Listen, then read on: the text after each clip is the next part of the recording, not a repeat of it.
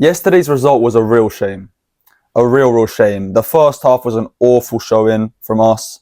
We deserved to go 1-0 down. And then in the second half, we did pick up the pace and we did come back, and we did deserve to come back.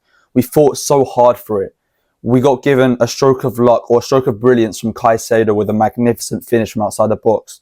Palmer popping back up with his first open play goal in the league in months, genuinely.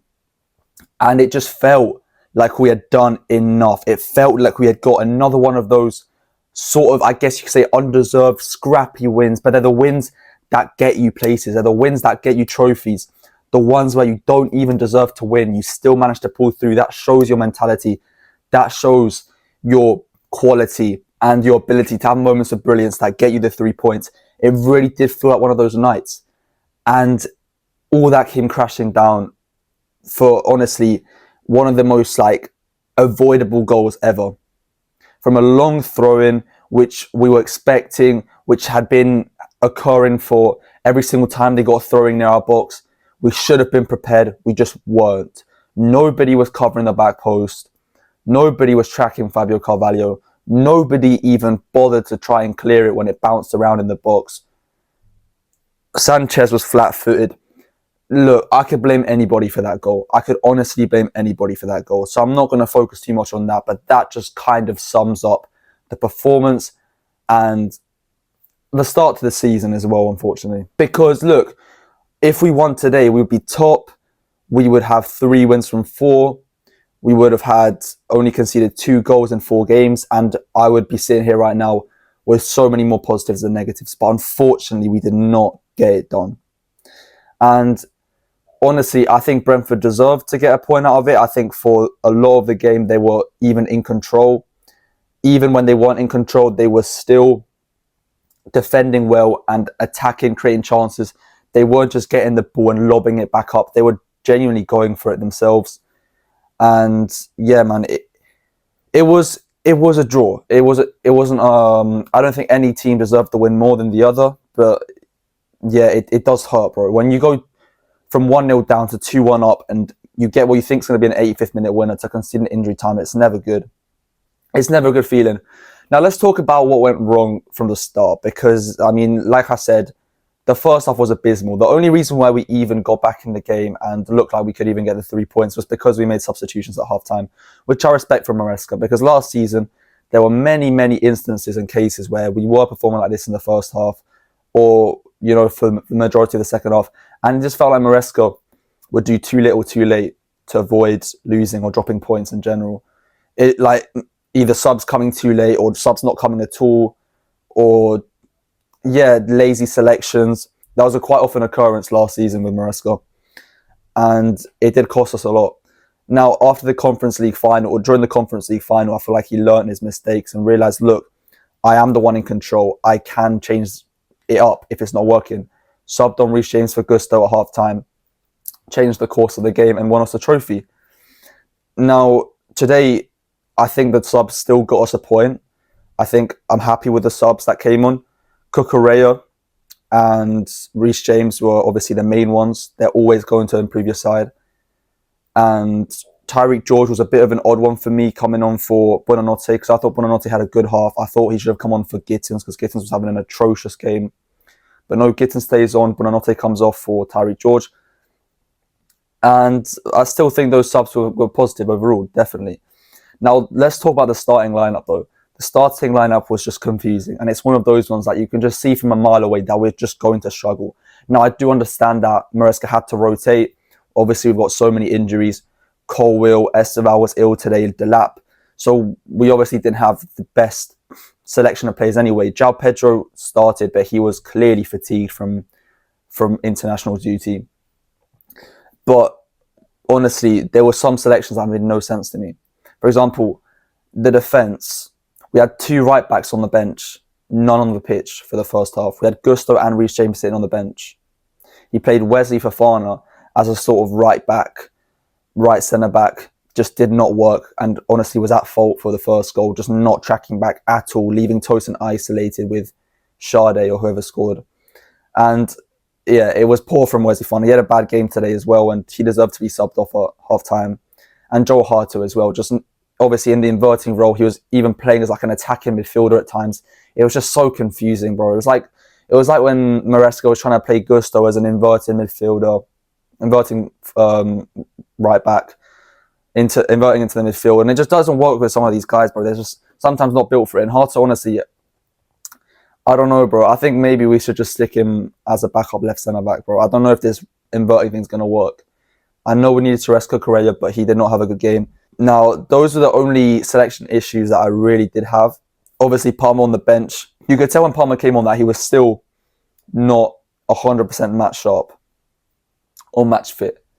Even though he got the goal, you could tell he should have scored more. He was losing the ball a bit too often. He just didn't look as comfortable, and that's normal. He's come back from an injury, so he couldn't really start. So I'm not really angry about the selection up top with the attack, João Pedro, Gittins, Buonanotte, and Neto. But it's underwhelming. After all the money we've spent, after all the signings we've made, to have that as our attack, and I know there's injuries. I just mentioned Cole Palmer, I've just mentioned the lap. But it's just not enough, bro. We're not going to be winning these tough, nitty-gritty games that really can push us to the next level. With that attack, look, like I said, I thought Buonanotte was decent. Gittins, Neto was decent as well. But Gittins, bro, and João Pedro is just not a striker. He's a great player, and he even somehow got an assist today, even though he wasn't at his best. But bro, Gittins, man. And look, I'm not going to be reactionary and throw his whole career under the bus or anything like that, or whatever. He's a talented player. He's still young. He's got a lot of potential, and I'm going to be patient with him, as should everyone else. But it's not what you want to see, bro. Get an opportunity to start after having been benched by Esteval, who's been the better player. Finally get an opportunity to show, to prove yourself with Garnacho on the bench, proving to Garnacho, the new guy on the block, that it's your position. And bro, just losing the ball, unnecessary fouls, bad decision making, weak shots. It was such a poor performance, bro. It was like a Madueke performance last season. And I'm sorry, I don't want to just make it all about Madueke because he's having a decent start to his Arsenal career. But bro, it was like one of them ones where if Madueke was having a poor game, he wasn't contributing anything. He wasn't getting crosses in. It was a frustrating game. That's what I like about Neto, because Neto, no matter what, even if he has a bad game, he's going to take his man on and he's going to put a cross in. And look, that's the bare minimum for a winger. But Neto can do that at his worst. Guys like Gittins, bro, when he was at his worst today, and honestly against Palace as well, you're not getting anything. There's no contribution. And yesterday, it was a really, really poor showing from him. And honestly, I hope he gets a chance against Lincoln to maybe gain some confidence, get on the score sheet. Maybe even gets playing time against Bayern or Man United. But when Esteval's back, and even Garnacho was decent in his cameo, I thought, it's got to be, bro. It's got to be one of them two over Gittins for now. And look, let's talk about Garnacho. Garnacho was decent. There's not much to say, honestly, about Garnacho. Obviously, a lot of people criticising him for the goal he conceded. Could have maybe tracked Fabio Carvalho better, yeah, but the ball should have never got to him in the first place. I thought Robert Sanchez was good. I don't understand why people were hating on him. He couldn't really do much for both the goals. The first one was a lucky deflection off Tosin, which just completely changed the trajectory of the ball. If he doesn't take that deflection, Robert Sanchez saves that comfortably, let's be real. It was going straight at him. He made some big saves as well that kept us in the match. And then the last one, obviously, it's from 2 yards out. Fabio Carvalho is not making a mistake from there. And, the defence was just poor. Like I said, Wesley Fofana and Harto weren't great. But even Tosin and Chalobah, bro. I thought Chalobah wasn't as bad as some people were saying he was, but it just wasn't great. And Tosin had one of his weaker performances for sure. It's so many times at Tosin where he's one-on-one with the defender and he's trying to do the Van Dijk aura fucking farming defending, bro, and it just doesn't work.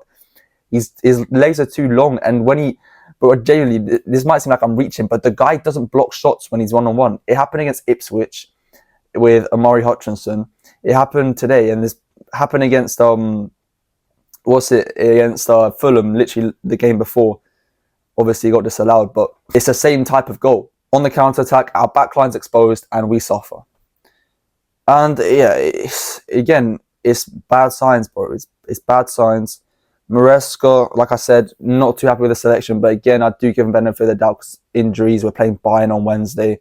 So it's understandable, but it's not the result you want, bro. It's, like, this just kind of just reaffirms it for me. We are not in any title race this season, bro. We are in a top 4 race. We could even get third, but Arsenal and Liverpool are just so clear right now. They are. And I've spoken to a lot of my friends about it, and they don't gas Arsenal up like me. But I don't understand how they can't. Arsenal are such a good side now. I genuinely think that they can push Liverpool all the way. This could be the year they win Champions League or Premier League. I'm not joking to you. Like, this is not a video about Arsenal, but they've strengthened so well. Eze is such a big improvement on Martinelli. Madueke is proving to be very good depth for Saka and very needed depth for Saka. Mosquera literally filling in as if Saliba wasn't even injured. It's as if Saliba was playing. Mosquera looks so good for Arsenal. And Zubamendi, bro, this is a different team, man. This Arsenal team, if they don't win the title, I don't know. I genuinely don't know. It'll probably be because Liverpool are just even better. It won't be because of Arsenal's own wrongdoing. They are genuinely very, very good. And it's very hard to score against them. Their defense is very, very solid. I honestly think, bro, there's a chance they could defeat our 0-4-0-5 record. We say this every year, don't we, with Arsenal? But unless they have major injuries, bro, to Mosquera and Gabriel and Saliba, bro, what is stopping them from conceding less than 15 goals? They've conceded 1 in 4 games, and that was a moment of magic against the best team in the league from a free kick. Like, let's be real, bro. It's so hard to penetrate that team. Liverpool as well. I mean, don't even speak on Liverpool. We're just not there yet. And it's frustrating because this is now the 4th season under this new ownership, under this new project. And although, yes, we made improvements, I'm not going to throw that out the window. We've certainly made a lot of improvements. And we've finally found a manager who we can stick with for more than 1 season. There's still a lot of holes, a lot of gaps in this team. There really is. And it's frustrating. Anyways, we've got a tough run of games now. A tough run of games. 3 games away in a row. Bayern on Wednesday. They just beat some team like 6-0 on the weekend or 5-0. We've got Man United away after that, which is going to be difficult. I don't care what anyone says. We always find it difficult against United. And then we've got Lincoln away, and then we're playing Brighton in the league, I think. It's going to be a tough run of games. I'm honestly just more focused on the league right now. I really want to have a good season in the league. But yeah, it's frustrating, man. It's just, after all we spent, it just feels like we just are missing so much quality, especially in the defence. But yeah, I'm hoping, because there are positives, I'm hoping that when we come back against Man United and against Brighton and against whoever we're playing in the league later, with Palmer fit, with João Pedro fit, fully up to match sharpness, Esteval back, Reece James back in the starting lineup, because obviously we want to take it easy with him. He just had a long international break. Cucurella as well. I'm hoping that should be enough to get games like these across the line. Because today, if we start with the lineup that we ended with, I think we win that game. And yeah, it's a gamble. Do you want to win the game but then also risk losing out Reece James, Cucurella, Palmer, and João Pedro and whoever else to long-term injury just for 3 points? I see why Maresca did what he did today. I don't know, bro. I don't know. We'll see against Bayern Munich. That's going to be a good game. Finally back in the Champions League. I'm gassed for that. This has numbed my mood a little bit though. But still, we got some good moments out of the game. Palmer finally getting back on the score sheet in the league. Caicedo with a beauty. He's got 2 goals in the league now. His highest goal scoring tally in the league now, I think, in any season. So that's good to see. And yeah, I'll be watching the Man United derby, the Manchester derby, later, and I'll probably be making a video on that. I hope it's a good game. And both teams need a win. So it's going to be interesting. Man United actually, funnily enough, have more points than Man City after 3 games. So a lot of pressure on both teams. And both managers as well. And both strikers, bro. We need to see Sesko today. I hope he starts, and I hope he gives Haaland a kind of message, bro. Like, bro, he needs to announce himself some way. And what better way to do it against a team with the best striker in the league? Anyways, like and subscribe. Comment what you thought about the game the other night. And I'll see you lot in a bit.